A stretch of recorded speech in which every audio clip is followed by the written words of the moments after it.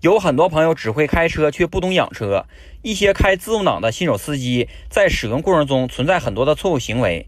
首先，第一，等红灯挂 D 档踩着刹车。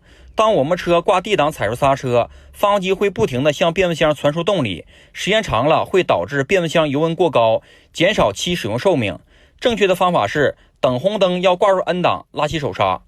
第二，很多朋友在停车时直接挂入 P 档。如果我们的车子停在不平稳的地方，会感觉车子前后晃动一下，这样我们的车子的受力点就在 P 档的齿轮上。当我们再次打火换挡时，会特别的难挂，同时会出现嘎嘣的一声，这样时间久了会损害变速箱。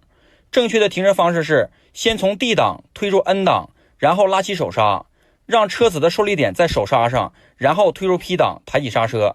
学会的老铁双击加关注。